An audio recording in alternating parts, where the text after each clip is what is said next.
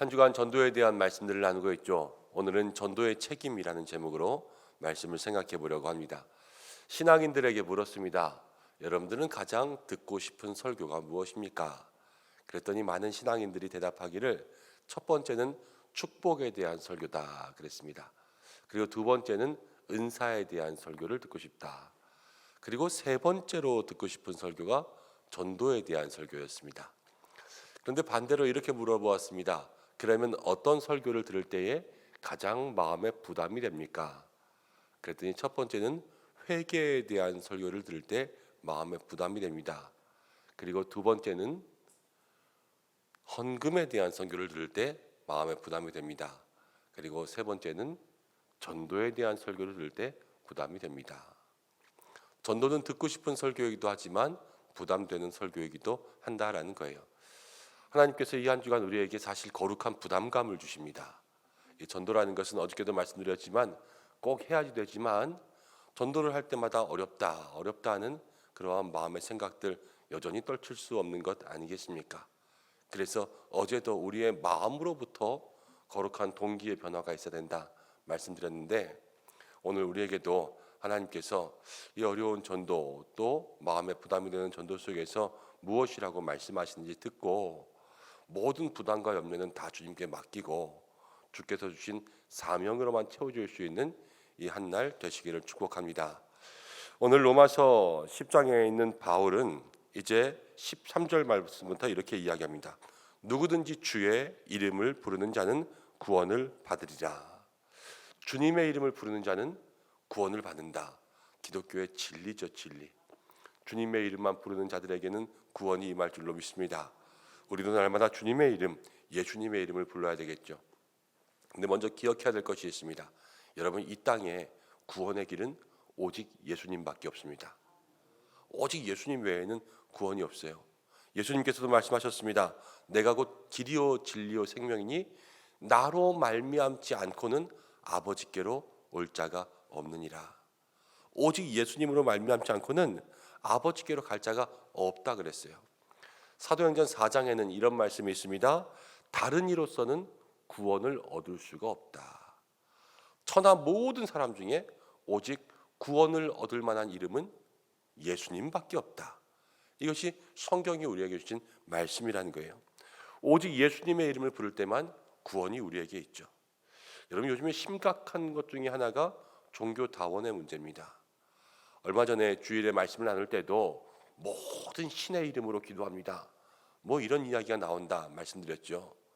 많은 사람들이요, 산을 올라갈 때 여기서 올라도 다 꼭대기에 올라오면 똑같다, 이런 예를 들면서 어느 종교나 다 구원이 있다, 이런 종교다원이 아주 심각한 문제입니다. 그렇지만 여러분, 종교다원에 대한 이야기는 다 망언이에요. 망언. 예수님이 분명히 말씀하신 것, 나로 말미암지 않고는 아버지께로 올 길이 없다, 올 자가 없다, 이것을 우리의 마음 가운데 확실히 믿어야 되는 것이죠. 지지난주인가요? 노방전도를 하고 있었습니다. 오남역 앞에서 노방전도를 하고 있는데 버스 정류장 앞에서 전도를 하고 있었어요. 버스 정류장에 전도하기 참 좋은 것 같아요. 왜냐하면 버스를 탈 때까지는 어디 갈 일이 없으니까. 버스가 안 오면 안 올수록 저랑 같이 있는 시간들이 많아지니까 그냥 그 자리에 앉아서 쭈그려 앉아서 이야기하기도 하고 옆에 앉아서 이야기하기도 하고 그렇습니다. 그런데 버스를 기다리는 젊은 자매가 둘이 있었습니다. 그래서 다가갔죠. 물티슈를 내밀고 보여주면서 안녕하십니까, 저는 이 앞에 있는 은성교회 담임 목사입니다. 복음을 전하고 있어요. 지금 앉아있는 두 분에게 예수님 믿고 구원받았으면 좋겠다, 예수님 믿으면 행복합니다, 이렇게 전하고 싶은데 잠깐 얘기해도 괜찮겠습니까? 그러더니 저를 쳐다봐요. 대답을 기다리면 안 될 것 같아서 제가 먼저 물어봤죠. 혹시 교회 다닌 적 있습니까? 그랬더니 아니요 그러시더라고요. 아, 그렇군요. 그러면 예수님 믿고 구원 받으십시오. 이번에 세상 많은 사람 중에서 이렇게 목사를 만난 것도 얼마나 기적 같은 일입니까? 예수님 믿고 꼭 구원 받아서 영생의 길로 가십시오. 그리고 우리 교회를 이렇게 보여줬습니다. 그러면서 우리 교회 정말 좋아요. 따뜻하고 사랑이 넘치는 교회인데 꼭 한번 와보시고, 주일 예배는 이렇게 있고 여기 홈페이지에 들어가면 교회 안내도 있고 약도도 있고 말씀도 볼 수 있으니까 이거 꼭 참고해 보십시오. 그러면서 앉아서 이야기하는데 그러시는 거예요. 저는 여기 안 사는데요. 그러더라고요. 그래서 제가 물어봤죠. 어디 사는데요? 그랬더니 광양에 산대요. 광양. 예, 저 땅 끝에 광양. 그래서 아니 자매님 둘이서 광양에서 도대체 여길 왜 왔냐? 뭐 아는 사람이 있고 남자친구가 있냐?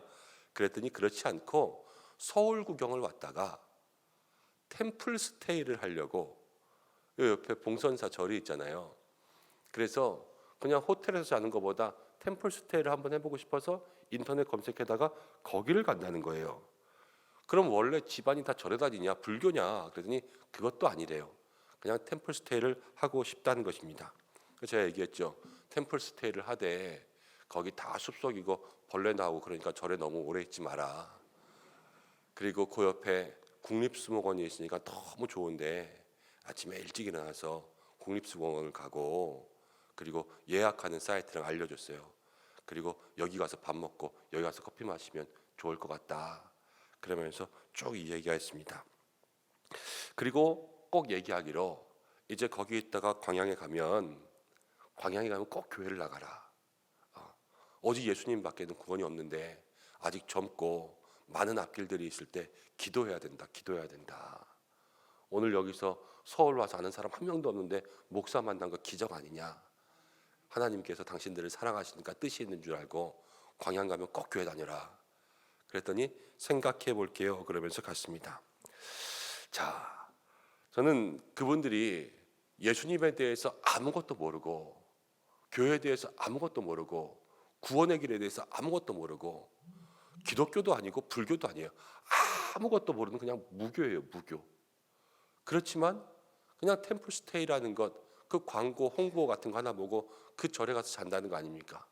우리 교회도 교회 스테이를 하나 만들어야 될 것 같아요. 다 여기 가서 자라고 그래서 여기서 이 동네 구경도 하고 투어도 시켜주고 그래야 될까 하는 생각이 들었습니다.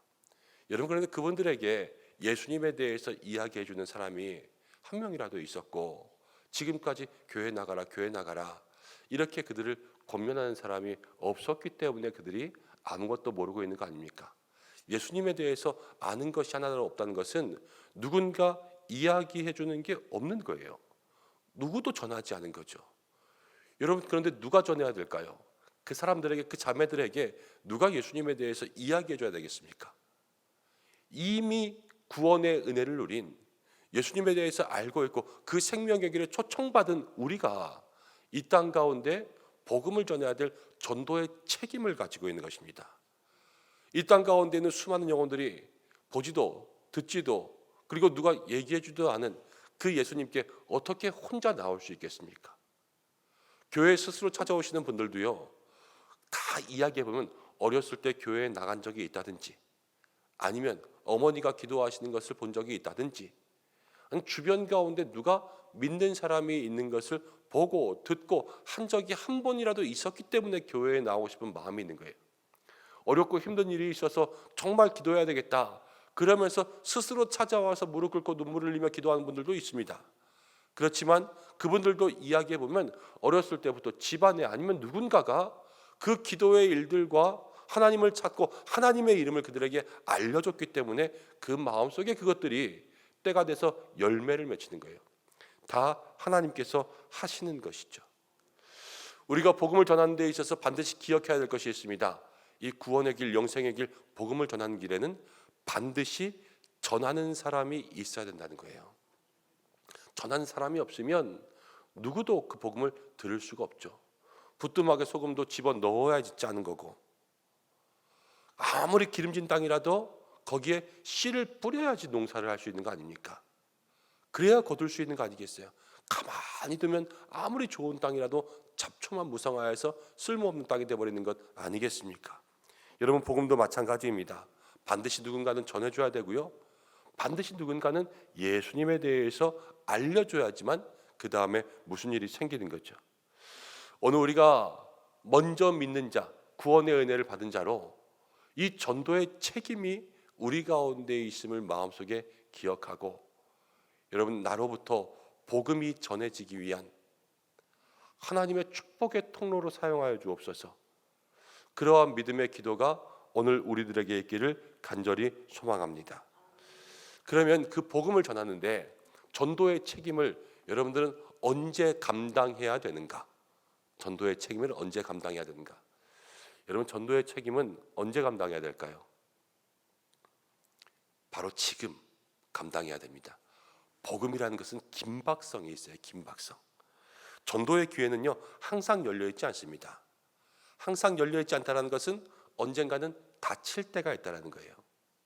그래서 그것이 닫혀버리면, 이미 마음이 넘어가 버리면 그때는 배로, 아니 2배, 3배로 더 열심히 전도해도 그 영혼의 열매를 얻기 어려울 때가 있습니다.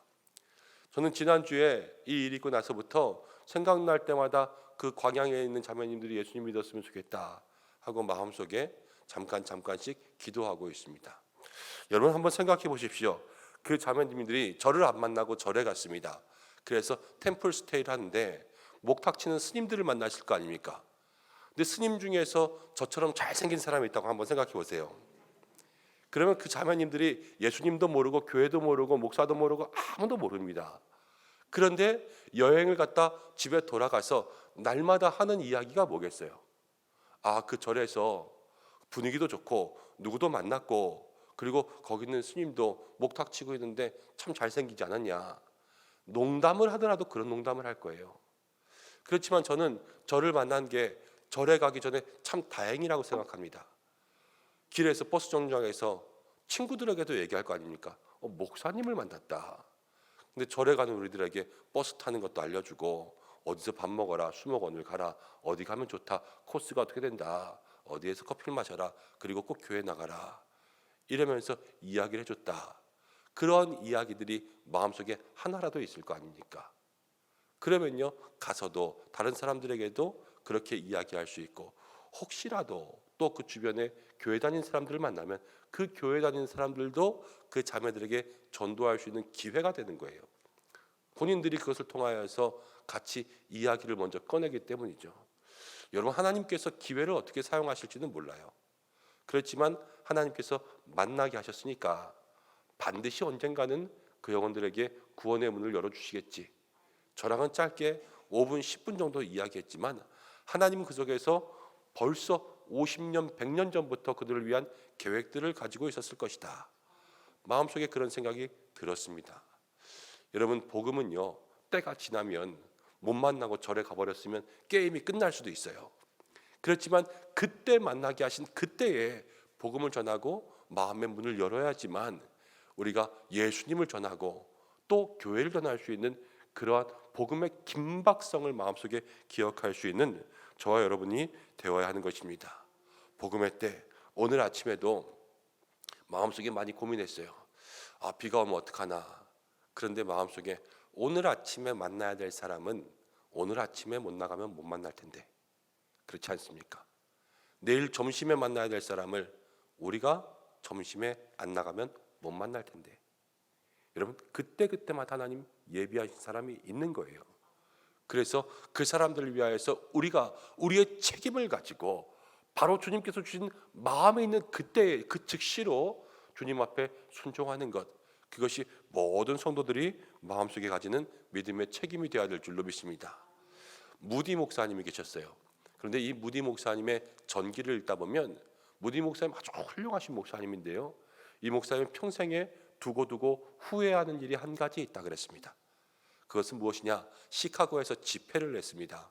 그런데 집회를 하면서 부흥회를 하는데 자꾸만 마음속에 종말 설교를 해라, 종말, 때가 이때다 하는 그 종말에 대한 설교를 해라라는 마음이 계속 다가왔는데, 준비한 설교는 다른 거 아닙니까? 그러니까 내가 그냥 오늘은 준비한 설교하고 종말에 대한 설교는 내일 해야지, 이러고 내일로 미뤘다는 거예요.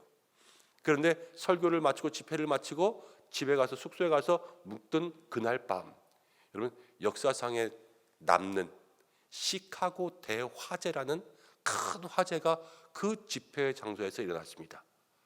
도시가 불탔는데요, 도시가 4일 동안 불탔어요. 금토일 월까지 불타서 그때 300여 명이 넘는 사람들이 죽고 10만 명이 넘는 사람들이 다 집을 잃고 재산을 잃었습니다. 그러니까 그때가 지나니까 그 집회는 끝났죠. 종말에 대한 설교를 할 수가 없는 것이고 종말에 대한 설교를 듣지도 못하고 그 화재 가운데 사람들이 다 피난한 것을 자기가 두고두고 생각하면서 그때 그 종말에 대한 설교를 했어야 되는데 이것이 평생에 두고 후회하는 일이라 그랬어요. 여러분, 주님께서 주시는 그때에 바로 그 일들을 하지 않으면 우리의 마음속에도 똑같은 후회가 생길 수가 있죠. 오늘부터 우리의 마음속에 하나님 감동 주시는 그 순간부터 이 복음을 즉시로 전할 수 있는 믿음의 사람들 되시길 바랍니다. 그런데 어디서부터 전해야 될까? 전도의 책임은 우리에게 있어요. 이 전도의 책임을 가지고 즉시로부터 복음을 전하는데 어디서부터 가야 될까? 이거 아닙니까? 오남부터 갈까? 진접부터 갈까? 그런데 예수님께서 이렇게 말씀하셨습니다. 예수께서 12를 보내시면서 이르시되 이방인의 길로도 가지 말고 사마리아인의 고을로도 들어가지 말고 오히려 이스라엘 집에 잃어버린 양에게로 가라. 저기 사마리아 땅도 아니고 이방인의 길도 아니고 먼저는 이스라엘 집, 가까운 곳으로 가라, 이렇게 말씀하셨어요. 여러분, 우리가 복음 전할 때 어디 멀리 가서 복음 전하는 것이 아닙니다. 먼저는 우리의 가장 가까운 곳에서부터 시작해야 되는 줄로 믿습니다. 사도행전 16장 31절에 아주 유명한 구절이 있죠. 주 예수를 믿으라. 그리하면 너와 내 집이 구원을 받으리라. 하나님께서 우리에게 예수님을 믿게 하시면서 너와 구원을 주시는 분은 바로 너와 내 집, 거기로부터 구원이 시작된다라는 것을 말씀해 주셨어요.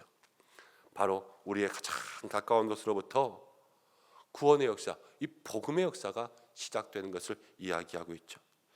우리 모든 믿음의 성도들이 이러한 마음을 가지고 전도의 책임들에 순종할 때 가장 가까운 곳, 내가 정말로 가장 자주 만나는 사람들로부터 가장 자주 가는 곳으로부터 이 복음의 열매가 시작될 수 있도록 기도하는 여러분들 되시기를 바랍니다. 어제도 밤에 교회에 있는데 한 9시쯤 전화가 왔습니다. 말씀을 딱 요만큼 썼을 때쯤 전화가 왔어요.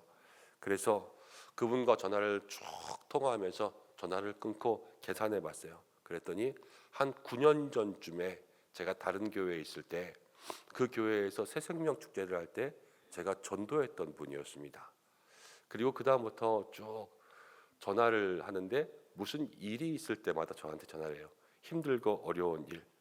지금은 저기 김포 쪽에서 교회를 다니면서 신앙생활하고 계시는데 이분 전도하는 참 힘들었습니다. 길에서 만났는데 자기 철학이 너무 많으신 분이라서 제가 한마디 하면 10마디예요. 예수님 믿으세요? 그러면 나도 다 알아. 나도 교회 다녀봤는데 옛날에 만약 이런 사람이 있었는데 참 그 목사님 있잖아. 그 유명한 목사님. 그 사람은 왜 그래? 그러면서 아는 것도 어찌나 많은지요. 그래서 제가 한마디 하면 10마디 하는 분이었는데 그래도 어찌어찌 만나서 끈질기게 찾아가서 교회에 나오시도록 해서 교회에 나왔습니다. 그로부터 이제 9년 정도 지나서 신앙생활을 점점점 열심히 하고 계세요. 그런데 한 번씩 전화가 오면 목사님 오랜만입니다. 그러면서 힘든 것들을 얘기하는데 어제도 힘든 게 있더라고요. 뭔가 그랬더니 다니고 있는 교회의 목사님이 이제 여러분 저도 위임 목사가 되는데 위임이라는 걸 하잖아요. 근데 그 교회에서 위임을 해주지 못하게 된 거예요. 그래서 그 목사님이 교회를 이제 떠나가야 되게 됐습니다. 떠나가면서 이제 다른 곳에다가 교회를 개척했어요.